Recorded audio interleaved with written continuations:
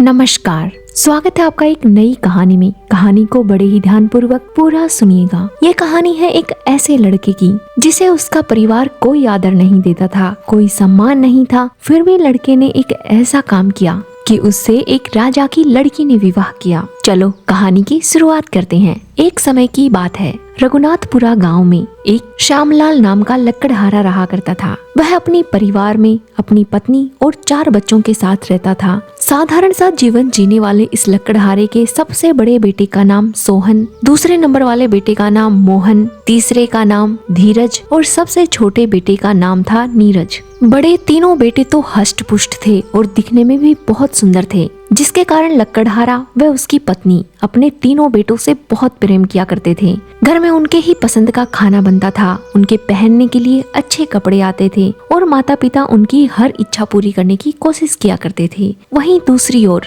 लकड़हारे का सबसे छोटा बेटा नीरज शरीर से कमजोर, दुबला पतला और सांवले रंग का था। एक साधारण सा लड़का होने की वजह से घर में उसे कोई प्यार नहीं करता था। उसे खाने के लिए कोई नहीं पूछता था। घर में बची सूखी बासी रोटी ही उसे खाने को मिलती थी। बड़े भाइयों के फटे पुराने कपड़े ही उसे पहनने को मिलते थे। बड़े भाई उसे अक्सर तंग करते थे, उसका मजाक उड़ाते थे, उसे हमेशा नीचा दिखाते थे। लेकिन नीरज को इस बात से कोई फर्क नहीं पड़ता था। वह अपने मन में कोई मैल नहीं रखता था, मस्त रहता था और आराम से अपना हंसी खुशी से जीवन जीता था। उसने कभी भी अपने माता पिता से भी कोई शिकायत नहीं की थी। वह अपने बड़े भाइयों से और माता पिता से बहुत प्यार किया करता था और उनका हमेशा आदर सम्मान करता था। लकड़हारा जंगल में लकड़ी काट कर लाता, बाजार में बेच देता, इसी से उनका घर खर्चा चलता था। एक दिन लकड़हारा लकड़ी काटने जाता है, लेकिन उसे लकड़ी काटते समय बहुत गंभीर चोट आती है, जिसकी वजह से वह जंगल में लकड़ियां काटने नहीं जा पा रहा था। अब बाजार में लकड़ियां बेचना भी बंद हो गया तो घर खर्चा चलना बहुत मुश्किल हो गया। घर में जो भी पैसा रखा था वो भी अब धीरे धीरे खत्म होने लगा। एक दिन लकड़हारे की पत्नी ने अपने सबसे बड़े बेटे को बुलाया और कहा, बेटा तुम्हारे पिता की तबीयत बहुत खराब है, घर का खर्चा भी ठीक से नहीं चल पा रहा है, तुम बड़े हो गए हो, हष्ट पुष्ट भी हो, लगता है तुम्हें अब अपने पिता की जगह जंगल में जाकर लकड़ियां काटनी चाहिए, बाजार में बेचना चाहिए ताकि घर का खर्चा आराम से चल सके। तुम्हारे पिता के इलाज के लिए भी अब पैसे खत्म हो रहे हैं, अब तुम्हारा ही सहारा है इस घर को। मुझे विश्वास है कि तुम इस कठिन समय में हमारा साथ अवश्य दोगे और अपने परिवार को संभाल लोगे। लकड़हारे की पत्नी ने अपने बेटे के लिए अच्छा भोजन बनाया। रास्ते में खाने के लिए उसे पूरी सब्जी बांध कर दी, साथ में मिठाई और गर्म दूध का कमंडल भी दिया और अपने बेटे को कुल्हाड़ी देते हुए कहा, जब तुम्हें जंगल में भूख लगे तो तुम ये सब्जी पूरी खा लेना, साथ में मिठाई भी खाना और मीठा दूध भी पी लेना, तुम्हें इससे ताकत मिलेगी और तुम अच्छे से बहुत सारी लकड़ियां काट सकोगे। बड़ा बेटा जंगल में लकड़ियां काटने के लिए घर से निकल जाता है। जैसे ही वह कुछ दूर जंगल में पहुंचता है, उसे एक बुढ़िया दिखाई देती है जो बहुत ही कमजोर और दुबली पतली थी। उसने लड़के को रोका और टोकते हुए कहा, बेटा कहाँ जा रहे हो? लड़के ने कहा, जंगल में लकड़ियां काटने जा रहा हूँ। बुढ़िया धीरे से फुसफुसाते हुए फिर कहती है, बेटा मुझे बहुत भूख लगी है, मैंने कई दिनों से कुछ नहीं खाया है, यदि तुम्हारे पास थोड़ा पानी है या कुछ खाने के लिए है तो मुझे दे दो, मुझे थोड़ी हिम्मत आ जाएगी और मैं चलकर शहर तक पहुंच सकती हूँ। बुढ़िया कहती है, यदि तुम मेरी मदद करोगे तो भगवान तुम्हारी मदद करेगा। बुढ़िया के मुंह से ये शब्द निकलते ही लड़के ने बड़ी बड़ी आंखों से बुढ़िया को डराना धमकाना शुरू किया और कहा, तुम्हें शर्म नहीं आती इस तरह एक बच्चे से भोजन मांगते हुए? मेरे पास कुछ नहीं है और यदि मैं तुम्हें दे दूंगा अपना भोजन तो फिर मैं क्या खाऊंगा? मुझे तो काम करना है, लकड़ियां काटनी है, भूख लगेगी, तुम्हें कोई काम नहीं है, तुम यहाँ से जाओ। बुढ़िया उदास मन से वहाँ से चली जाती है और लड़का भी अपने काम के लिए आगे निकल जाता है। जंगल में पहुंचकर वह सीधा अपना खाना भोजन एक जगह पेड़ के नीचे रखता है और सूखे पेड़ की लकड़ियां काटने लग जाता है। लेकिन जैसे ही उसने 2-4 कुल्हाड़ी चलाई, अचानक कुल्हाड़ी छुटकर उसके पैर के अंगूठे में जा लगी। लड़का जोर जोर से चिल्लाने लगा, रोने लगा,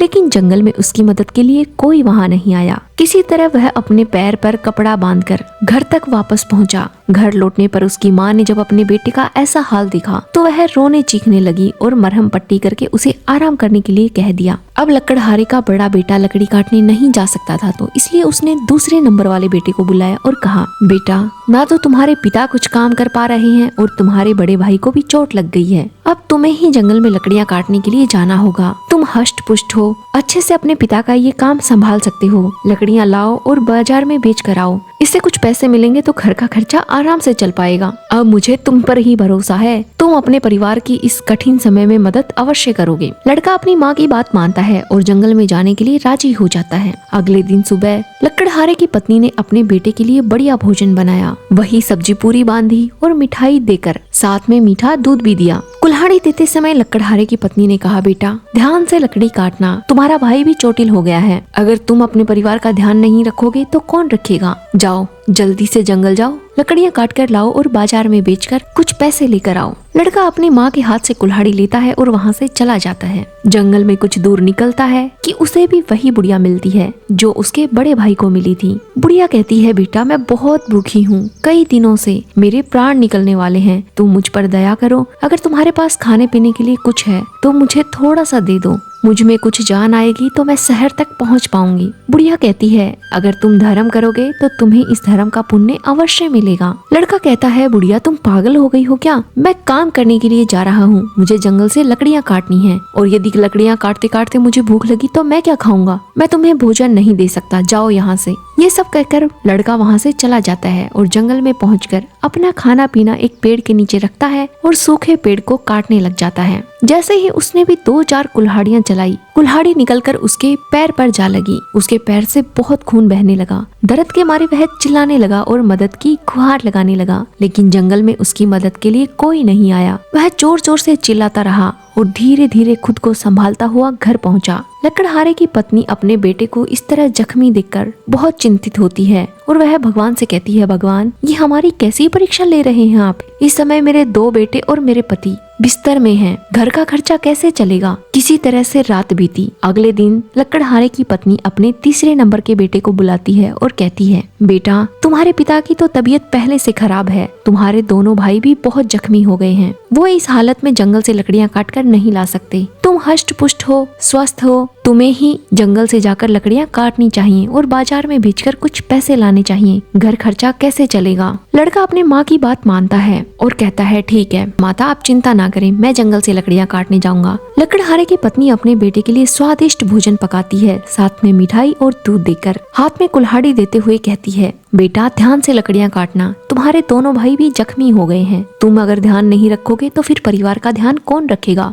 लड़का कहता है ठीक है और वहाँ से चला जाता है। रास्ते में कुछ दूर निकलता है, जंगल में पहुँचता है, उसे भी वही बुढ़िया मिलती है और कहती है, बेटा मैं कई दिनों से भूखी हूँ, मैंने कुछ खाया पिया भी नहीं है, यदि तुम अपने थैले से थोड़ा बहुत कुछ खाने पीने का मुझे दे दोगे तो शायद मैं शहर तक पहुँच पाऊंगी, नहीं तो मेरे प्राण यही निकल जाएंगे। यदि तुम मेरी मदद करते हो तो भगवान तुम्हारी मदद अवश्य करेगा। लड़का गुस्से में आता है और झुंझला कर कहता है, बुढ़िया एक बात समझ नहीं आ रही, मैं काम करने जा रहा हूँ, तुम दिन भर यहीं बैठी रहती हो, अगर थोड़ा थोड़ा करती तो अब तक शहर पहुँच जाती, मुझसे यूँ खाना नहीं मांगना पड़ता, मैं अपने लिए खाना लेकर आया हूँ। जंगल से लकड़ियाँ काटते समय मुझे भूख लगी तो मैं क्या खाऊंगा, मेरे पास कुछ नहीं है। वह बुढ़िया को दुत्कार कर वहाँ से चला जाता है। जंगल में पहुंचकर एक सूखे पेड़ के पास रुकता है, अपना भोजन एक पेड़ के नीचे रखता है और लकड़ियाँ काटने में लग जाता है। उसने भी 2-4 कुल्हाड़ियाँ चलाई, तभी कुल्हाड़ी निकलकर सीधे उसके हाथ पर जा लगी। वह दर्द के मारे कराहने लगा, जोर जोर से चिल्लाने लगा, लेकिन जंगल में उसकी ये आवाज सुनने के लिए कोई नहीं था। धीरे धीरे उसने अपने आप को संभाला और अपने हाथ पर एक कपड़ा बांधकर घर पहुंचा। घर पहुंचकर जब माँ ने अपने तीसरे बेटे को भी जख्मी देखा तो वो बहुत परेशान हो गई। अपने बेटे की मरहम पट्टी कराई और भगवान से प्रार्थना करने लगी, हे भगवान अब तो मेरे घर में कोई कमाने वाला नहीं बचा है, ये चौथा तो वैसे ही निकम्मा है, इसकी हालत तो ऐसी है कि ये जंगल में लकड़ियाँ काटने जाए तो कुल्हाड़ी भी नहीं संभाल पाएगा, अब मैं क्या करूँ? लकड़हारा व उसकी पत्नी दोनों चिंता में डूबे हुए ही थी कि तभी सबसे छोटा बेटा आता है और अपने माँ पिताजी से कहता है, पिताजी माताजी मैं आप दोनों की सहायता करूँगा, बड़े भाई जख्मी है तो क्या हुआ, ऐसी स्थिति में मुझे ही घर का काम करना पड़ेगा, मैं लकड़ियाँ काट कर लाऊंगा और बाजार में बेचूंगा जिससे हमारा घर खर्चा चलेगा। माता पिता उसकी बातें सुनकर हंसने लगे और कहने लगे, बेवकूफ तू जंगल में कैसे लकड़ियाँ काटने जाएगा, तुझसे कुल्हाड़ी तो संभलती नहीं है, लकड़ियाँ काटना कोई आसान काम नहीं है, तू तो यहीं रह और गिल्ली डंडा खेल, तेरे बस की लकड़ियाँ काटना नहीं है। अपने माता पिता के मुख से ऐसी बातें सुनकर नीरज कहने लगा, पिताजी मैं शरीर से भले ही कमजोर हूँ लेकिन मुझ में बहुत हिम्मत है। मैंने अपने बड़ों से सुना है कि जो हिम्मत करके आगे बढ़ता है ईश्वर उसकी मदद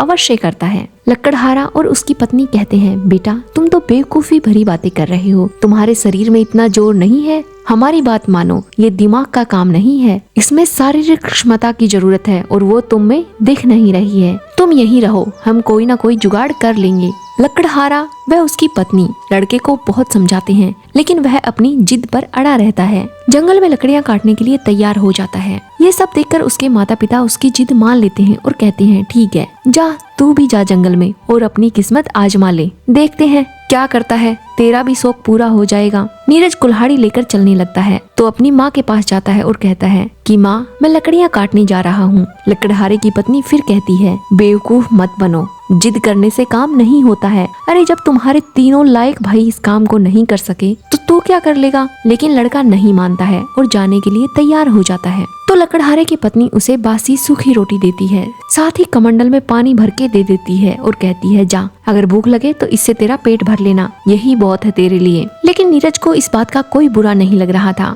वह सूखी बासी रोटी लेकर जंगल की तरफ चल देता है। कुछ दूर जंगल में पहुंचता ही है कि उसे भी वही बुढ़िया मिलती है। बुढ़िया पास में आकर लड़के से कहती है, बेटा मैं बहुत भूखी हूँ, कई दिनों से कुछ नहीं खाया है, अगर तेरे पास कुछ खाने के लिए है तो मुझे दे दे, अगर कुछ खाने के लिए नहीं है तो तुम बस मुझे पानी ही पिला दे, मेरे प्राण बच जाएंगे बेटा। बुढ़िया के मुख से इस तरह की बातें सुनते हुए नीरज कहता है, माँ आप तो बहुत कमजोर लग रही हैं, भूखी प्यासी दिखाई दे रही हैं, लेकिन क्या करूँ मेरे पास ऐसा कोई अच्छा खाना नहीं है, बासी रोटी है, अगर आप चाहें तो आप खा सकती हैं। इतना कह के जब नीरज ने अपना थैला खोला तो वह आश्चर्यचकित रह गया। उसने देखा थैले में सूखी रोटी की जगह पूरी पकवान और मिठाई भरी पड़ी थी। नीरज अपने कमंडल को खोलकर देखता है तो उसमें भी मीठा दूध था। थैले में पूरी और पकवान देखकर नीरज आश्चर्यचकित रह जाता है। वह कहने लगता है, कहीं मैं कोई सपना तो नहीं देख रहा हूँ, ये सब कैसे हो गया। नीरज की बातें सुनकर बुढ़िया कहने लगती है, बेटा ये सपना नहीं है, हकीकत है।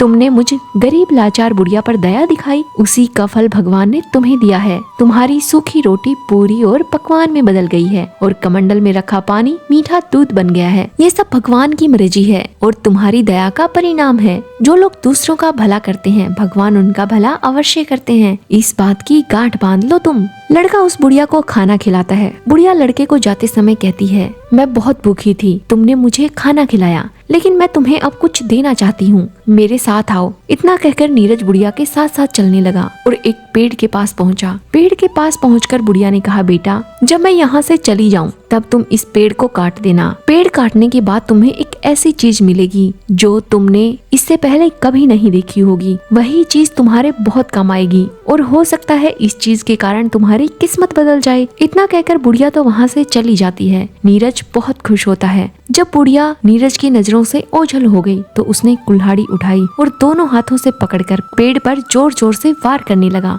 वह दुबला पतला कमजोर सा लड़का था, लेकिन उसमें हिम्मत बहुत थी। जोर जोर से पेड़ पर कुल्हाड़ी चलाता रहा। आखिर में वह पेड़ कटकर जमीन पर गिर गया। नीरज के आश्चर्य का कोई ठिकाना नहीं था। वह देखकर हैरान रह जाता है। उसने देखा पेड़ के तने में एक सुंदर सी चिड़िया बैठी थी, जिसके पंख सोने के थे, जो पूरी तरह से सोने की थी। नीरज ने उस चिड़िया को देखकर कहा, यदि मैं इसे बाजार में बेच दूंगा तो मुझे इसके बहुत सारे पैसे मिलेंगे और सच में हमारी किस्मत बदल जाएगी, हम अमीर हो जाएंगे और ये सब देखकर मेरे माँ बाप बहुत खुश होंगे। पिताजी को रोज रोज जंगल से लकड़ियाँ काटकर बेचना नहीं पड़ेगा। ये विचार करके नीरज ने उस सोने की चिड़िया को उठा लिया और उसे बेचने के लिए शहर की तरफ चल दिया। लेकिन शहर वहाँ से काफी दूर था। नीरज के शहर पहुँचते पहुँचते अंधेरा हो गया। वहाँ की सारी दुकानें बंद हो चुकी थी। ऐसे में उसे अपनी सोने की चिड़िया का कोई खरीदार नहीं मिला। अब इतनी रात को वह वापस घर भी नहीं जा सकता था, क्योंकि रात बहुत हो चुकी थी। इसलिए मजबूर होकर उसे रात वहीं गुजारनी पड़ी। नीरज एक सराय वाले के पास पहुंचा और कहने लगा, भाई साहब क्या आपके यहाँ रात्रि के लिए विश्राम कर सकता हूँ?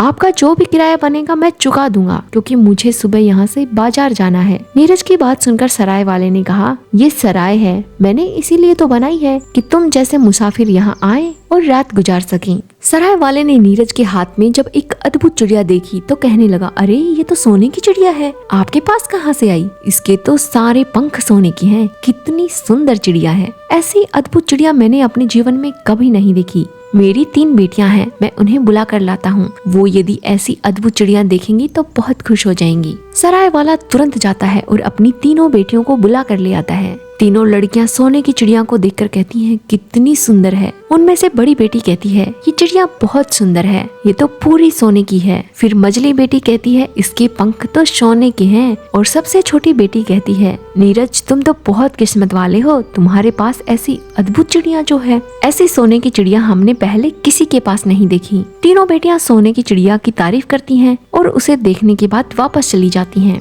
इधर नीरज सराय में ही रुक जाता है। वहाँ के मालिक से बात करके एक कमरा अपने लिए किराए पर ले लेता है। कमरे में सोने चला जाता है, लेकिन उसने सोने की चिड़िया को वहीं बरामदे में रख दिया। नीरज कमरे में जाकर लेट जाता है। वह इतना थका हुआ था कि उसे लेटते ही नींद आ जाती है और वह गहरी नींद में सो जाता है। उधर सराय वाले की बड़ी बेटी सोचती है, उसके मन में थोड़ा लालच पैदा होता है कि ये सोने की चिड़िया है, यदि मैं इसका एक पंख उड़ा लूं तो क्या फर्क पड़ जाएगा, लड़के को पता भी नहीं चलेगा और उस एक सोने के पंख से मुझे कितनी कीमत मिलेगी, मैं तो अंदाजा भी नहीं लगा सकती। ये सोचकर सराय वाले की सबसे बड़ी बेटी उस सोने की चिड़िया को लेने के लिए नीरज के कमरे की ओर बढ़ती है, लेकिन जैसे ही वो कमरे की तरफ जाती है, उसे बरामदे में ही वह सोने की चिड़िया मिल जाती है। ये देखकर वह और भी ज्यादा खुश होती है। लड़की सोने की चिड़िया को उठाने के लिए उसके पास पहुंचती है। जैसे ही वह चिड़िया को पकड़ने के लिए अपना हाथ आगे बढ़ाती है, उसके हाथ चिड़िया से चिपक जाते हैं। वह बार बार छुड़ाने का प्रयास करती है, लेकिन चिड़िया से उसके हाथ बिल्कुल नहीं छूटते हैं।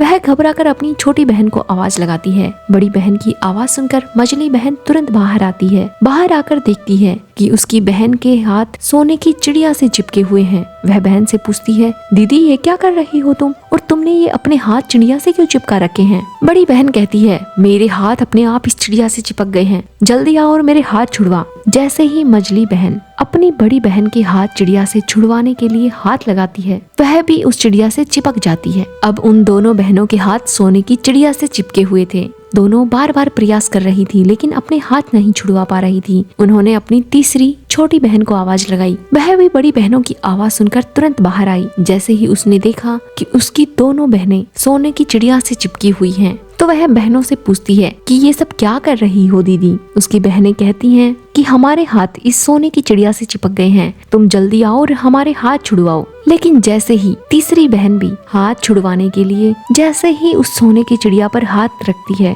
उसके हाथ भी सोने की चिड़िया से चिपक जाते हैं। रात भर तीनों बहनें उस सोने की चिड़िया से चिपकी रही। रात भर हाथ छुड़वाने की कोशिश करती रही और सुबकती रही, लेकिन वो अपने हाथ छुड़वा नहीं पाई। जैसे ही सुबह होती है, नीरज की आंखें खुलती हैं। वह तुरंत सोने की चिड़िया को देखने के लिए बरामदे की ओर दौड़ता है। जब वह बरामदे में पहुंचा तो वहां का नजारा देखकर हैरान रह गया। उसने तीनों बहनों को सोने की चिड़िया से चिपके हुए देखा। नीरज ने विचार किया कि जरूर इन तीनों ने इस सोने की चिड़िया को चुराने की कोशिश की होगी, इसीलिए इन तीनों के हाथ इस चिड़िया से चिपक गए हैं। तभी वो सराय वाला भी वहाँ आ जाता है। अपनी बेटियों के यूं हाथ सोने की चिड़िया से चिपके हुए देखता है तो गुस्से में कहता है, अरे दुष्ट लड़के, तुमने ये क्या कर दिया? तुम्हें दिखाई नहीं दे रहा मेरी तीनों बेटियां तुम्हारी सोने की चिड़िया से चिपक गई हैं। नीरज कहता है, इसमें मैंने कुछ नहीं किया है, जो भी किया है तुम्हारी इन तीनों बेटियों ने मिलकर किया है। जरूर इन्होंने मेरी सोने की चिड़िया को चुराने की कोशिश की होगी, इसीलिए तो इनके हाथ चिपक गए हैं। इनको इनकी करनी का फल मिला है, इसमें मेरी कोई गलती नहीं है। मुझे तो अपनी चिड़िया लेकर जाना है।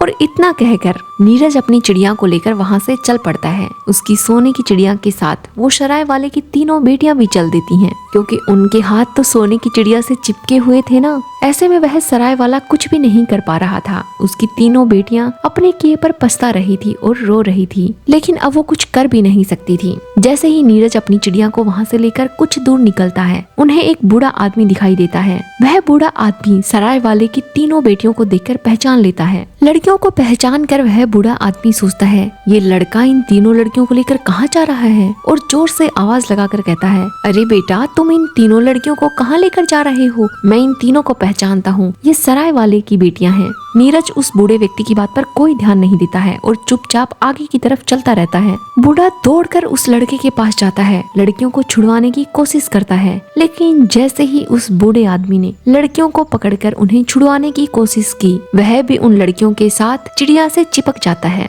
अब बूढ़ा आदमी चिल्लाने लगता है और कहता है, अरे मुझे बचाओ, मैं भी चिपक गया हूँ, बचाओ। जोर जोर से आवाज लगाकर बूढ़ा आदमी चिल्लाता रहता है, लेकिन कोई उसकी बात पर ध्यान नहीं देता। तभी वहाँ से एक राहगीर गुजर रहा था। उस राहगीर ने देखा कि एक लड़का एक चिड़िया को अपने बगल में दबाए चल रहा है और उस चिड़िया के पीछे 3 लड़कियां हैं जो रोए जा रही हैं और उन लड़कियों के पीछे एक बूढ़ा आदमी है जो बचाओ बचाओ की आवाज लगा रहा है। राहगीर को कुछ समझ नहीं आ रहा था। वह दौड़कर उस बूढ़े आदमी को बचाने के लिए आगे जाता है। जैसे ही वह अपना हाथ आगे बढ़ाता है, वह भी उस बूढ़े आदमी से चिपक जाता है। अब डर के मारे राहगीर भी चिल्लाने लगता है, बचाओ, मेरे हाथ चिपक गए हैं, अरे कोई तो बचाओ, मैं तो रास्ते से जा रहा था, फालतू में फंस गया। लेकिन उन्हें कोई नहीं बचाने आता। कुछ दूर चलते हैं तो 2 किसान अपने खेत में काम कर रहे थे। जब वो ये नजारा देखते हैं कि एक आदमी सोने की चिड़िया को अपने बगल में दबाए जा रहा है, उसके पीछे 3 लड़कियां चल रही हैं जो रो रही हैं, एक बूढ़ा आदमी है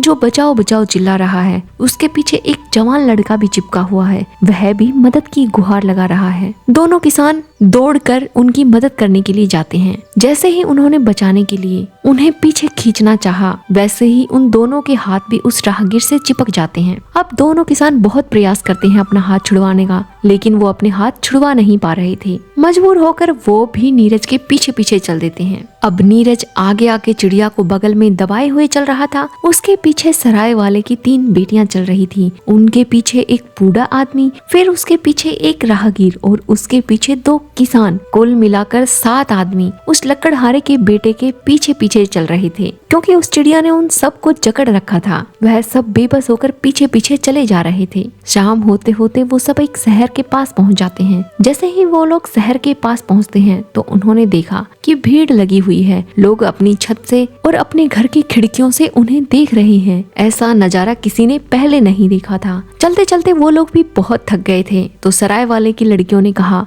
कि ऐसे कब तक चलते रहोगे, हम लोग तो थक चुके हैं, रात हो रही है, अब वापस जाने की बजाय यहीं पर रुक जाओ। नीरज उन सबको लेकर एक बिल्डिंग के पास पहुंचता है और बिल्डिंग वाले मालिक से पूछता है, क्या आज की रात हम यहाँ रुक सकते हैं? बिल्डिंग का मालिक कहता है, ये जगह मैंने इसीलिए तो बनवाई है कि तुम जैसे मुसाफिर यहाँ आकर रुक सकें। तुम्हें यहाँ भोजन और बिस्तर सब कुछ मिलेगा, तुम आराम से यहाँ रुक सकते हो। नीरज उन सभी लोगों को लेकर उस बिल्डिंग के अंदर चला जाता है। वो सब आगे पीछे करके वहीं पर बैठ जाते हैं। उन सभी को देखकर उस जगह का मालिक कहता है, तुम्हारा ये काफिला बड़ा अनोखा है, ऐसा लगता है कि तुम अपनी किस्मत आजमाने आए हो और राजकुमारी को हंसाने के लिए यहाँ आए हो। उनकी बातें सुनकर नीरज कहने लगता है, राजकुमारी को हंसाना, इसका क्या मतलब है? मैं कुछ समझा नहीं, मुझे साफ साफ बताओ। नीरज की बात सुनकर उस जगह के मालिक ने कहा, हमारे राजा की बेटी हमेशा उदास और गुमसुम रहती है, उसके चेहरे पर कभी मुस्कान नहीं देखी गई। हकीमों और राजवैद्यों ने कहा है कि यदि ऐसा ही रहा तो राजकुमारी बीमार पड़ सकती है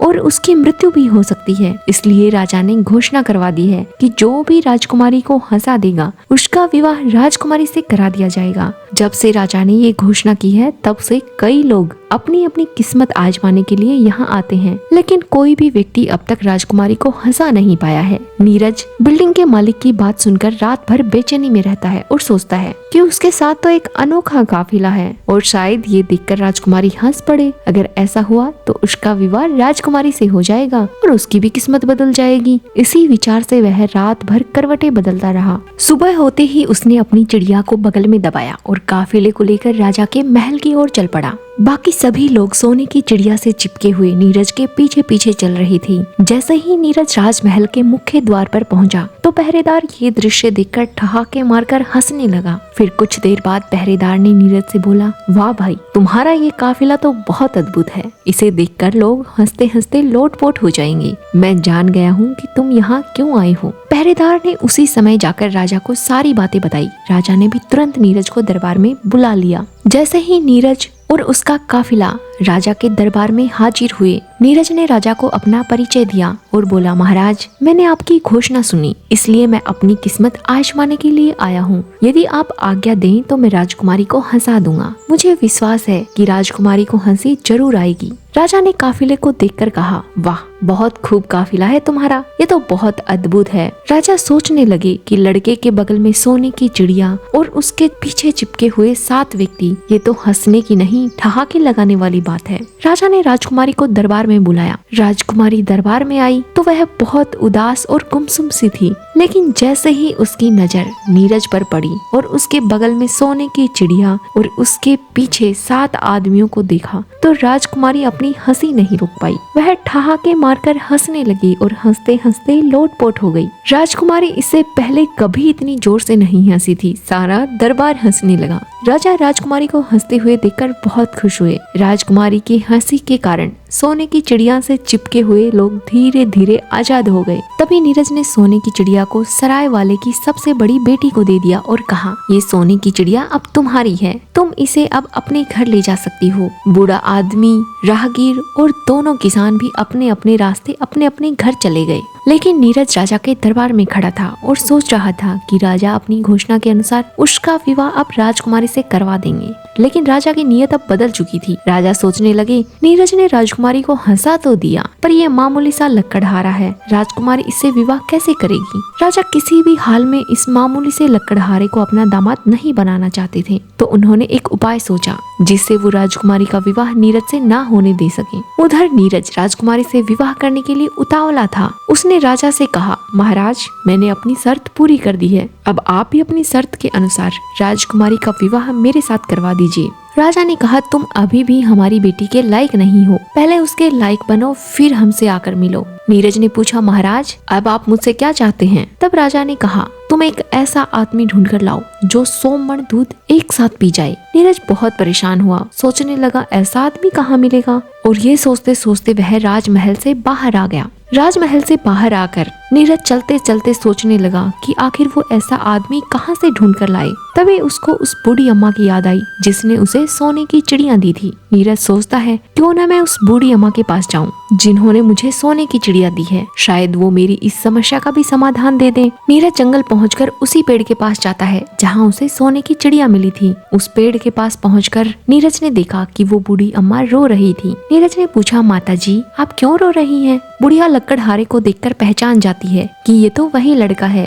जिसने मुझे भोजन करवाया था। बुढ़िया आंसू पोंछती है और कहती है, बेटा, तुम बहुत नेक दिल आदमी हो, इसलिए मैं तुमसे बता रही हूँ, मेरे बेटे को बहुत प्यास लगी है। उसने मटका भर पानी पी लिया, लेकिन उसकी प्यास नहीं बुझ रही है। यदि उसे कोई 100 मण से ज्यादा दूध पिला दे तो शायद उसकी प्यास बुझ जाए। ये सुनकर नीरज बहुत खुश होता है। वह सोचता है कि बुढ़िया का बेटा तो अब मेरा काम कर ही देगा। वह बुढ़िया के बेटे को लेकर राज दरबार में पहुंच जाता है। महाराज के सामने कहता है, महाराज, अब जितना दूध पिलाना चाहते हैं इसे पिला लीजिए। ये आदमी 100 मण दूध से भी ज्यादा पी सकता है। राजा उसे देखते हैं, छोटा सा आदमी, कदकाठी भी ज्यादा नहीं है, ये इतना सारा दूध कैसे पी लेगा। नीरज कहता है, महाराज, आप इसके कदकाठी पर मत जाइए, इसकी चिंता आप मुझ पर छोड़ दीजिए, आप तो बस 100 मण दूध का इंतजाम कर लीजिए। राजा की आज्ञा से दूध मंगवाया जाता है। उस छोटे से आदमी ने दूध पीना शुरू किया। कुछ ही देर में उसने बहुत सारी दूध की बाल्टियां खाली कर दी। दूध पीकर वह छोटा आदमी एकदम खुश हो गया। उधर दरबार के सभी लोग आश्चर्यचकित थे। जब राजा और राजकुमारी ने ये सब देखा तो वो भी हैरान रह गई कि छोटा सा आदमी इतना सारा दूध कैसे पी सकता है। तब उस छोटे आदमी ने पेट पर हाथ घुमाते हुए कहा, यदि और दूध ला सकते हो तो ला दो, अभी थोड़ी प्यास और बाकी है। अब नीरज उस छोटे से आदमी के पास पहुंचता है और उसका शुक्रिया अदा करता है। नीरज कहता है, भाई, तुमने आज मेरी बहुत मदद कर दी, तुम्हारी वजह से मैं राजा की शर्त पूरी कर पाया हूँ। फिर नीरज ने बुढ़िया के बेटे को धन्यवाद किया और वहाँ से विदा कर दिया। वह छोटा आदमी राज दरबार से खुश होकर चला गया। अब नीरज राजा के पास पहुँचता है और कहता है, महाराज, मैंने अपनी शर्त पूरी कर दी है, अब आप भी अपने वचन के अनुसार राजकुमारी का विवाह मुझसे करवा दीजिए। नीरज की बातें सुनकर राजा कहते हैं, बहुत जल्दी में हो अभी तुम, एक काम और करो। ये काम तो बहुत आसान सा था, अब मैं तुम्हें कोई कठिन काम देता हूँ, वो करके दिखाओ, इसके बाद मैं तुम्हारा विवाह राजकुमारी से करवा दूंगा। राजा मन में विचार करने लगा कि अब कौन सा कठिन काम बताऊं इसको जो ये कर ना सके। फिर कुछ देर सोचने के बाद राजा कहते हैं, तुम मुझे एक ऐसा जहाज ला कर दो जो हवा, पानी और जमीन तीनों पर चलता हो। यदि तुम ऐसा जहाज लाकर मुझे दे दोगे तो मैं समझ जाऊंगा कि तुम राजकुमारी के लायक हो, और जब तक जहाज ना मिले तब तक लौटकर वापस मत आना। अगर तुमसे ये काम ना हो तो दरबार में मुझे अपनी शकल कभी मत दिखाना। यह कहकर राजा दरबार से उठकर चले जाते हैं। लड़का सोचने लगता है, ये कोई आसान काम नहीं है, यह काम अब तक कोई कर भी नहीं पाया है। राजकुमारी भी ये सब बातें सुनकर नीरज के चले जाने पर अपने पिता के पास जाती है और कहती है, पिताजी, यदि किसी के साथ वादा करो तो उसे निभाना चाहिए। आपने उस लड़के के साथ बहुत गलत किया है। राजकुमारी की बातें सुनकर राजा गुस्से में कहते हैं, तुम इस मामले में बिल्कुल चुप रहो। तुम्हारा विवाह उसी के साथ करूंगा जो तुम्हारे लायक होगा। मैं इस साधारण से लकड़हारे को अपना दामाद नहीं बना सकता। राजकुमारी अपने पिता की बात सुनकर अपने कक्ष में वापस चली जाती है। इधर वो लकड़हारा इधर उधर भटकता रहता है और बस यही सोचता रहता है कि आखिर मैं ऐसा जहाज बनाऊं तो कैसे बनाऊं जो जमीन पर भी चले, पानी में भी चले और हवा में भी चले। ये सब सोचते सोचते उसे बूढ़ी अम्मा का ख्याल फिर से आता है। उसने सोचा वहीं चलना चाहिए और बूढ़ी अम्मा से ही पूछना चाहिए जिन्होंने मुझे सोने की चिड़िया दी है। शायद वो अम्मा ही मुझे इसका राज बता सकती हैं। लड़का उदास मन से उसी पेड़ के पास पहुंच जाता है। बुढ़िया जब नीरज को उदास देखती है तो पूछती है, बेटा क्या हुआ, क्या बात है, आज तुम बहुत उदास लग रहे हो। नीरज ने सारी बात बूढ़ी अम्मा को बताई जो उसके साथ हुआ था। चिड़िया के मिलने से लेकर राजकुमारी के हंसने तक का सारा हाल नीरज ने माताजी को बताया। नीरज कहता है, माताजी, अब राजा ने मुझसे कहा है कि एक ऐसा जहाज लेकर आ जो हवा, पानी और जमीन तीनों पर चलता हो। अब आप बताइए मैं ऐसा जहाज कहाँ से लेकर आऊँ। बुढ़िया कहती है, बेटा मुझे तेरा किया हुआ सब कुछ याद है। तूने मुझ भूखी को भोजन करवाया था, तेरा मुझ पर उपकार है। मैं तेरी मदद करूंगी। मैं लेकर आऊंगी ऐसा जहाज जो हवा, जमीन और पानी तीनों पर चलता हो। इतना कहकर बुढ़िया जहाज बनाने में लग जाती है। कुछ ही दिनों के बाद जहाज बनकर पूरी तरह से तैयार हो जाता है।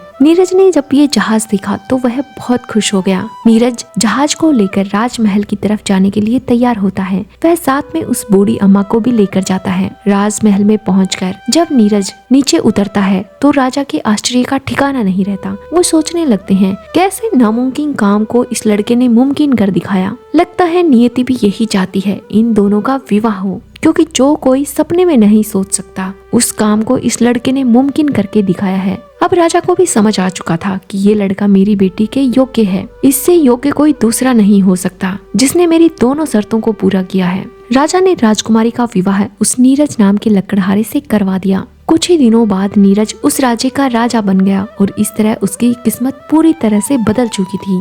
ये सब नीरज की नेकी का ही परिणाम था जिससे उसकी किस्मत पूरी तरह बदल गई थी। इसीलिए तो कहते हैं, कभी भी भूखे को भोजन और प्यासे को पानी पिलाए बिना नहीं रहना चाहिए। ऐसे लोगों की हमेशा मदद करनी चाहिए। यदि आप थोड़ी सी मदद करते हैं तो आपको भी उसका परिणाम अवश्य मिलता है। कर्म का फल इसी जन्म में मिलता है। हाँ, कुछ समय बाद मिले पर मिलेगा जरूर। अगर नीरज उस दिन हिम्मत करके लकड़ी काटने नहीं जाता तो आज शायद उसकी ऐसी किस्मत नहीं होती। वह हमेशा के लिए यूं ही घर में नकारा और नालायक बेटा बनकर रह जाता। उसकी कोई कदर नहीं करता। जो व्यक्ति अपनी कदर स्वयं करता है उसकी कदर भगवान करते हैं और उसे इस काबिल बनाते हैं कि वो सबको बता सके कि वो कितना काबिल है। कहानी कैसी लगी कमेंट करके जरूर बताइएगा और ऐसी ही प्यारी कहानियों के लिए हमारे चैनल को जरूर सब्सक्राइब कीजिएगा। धन्यवाद।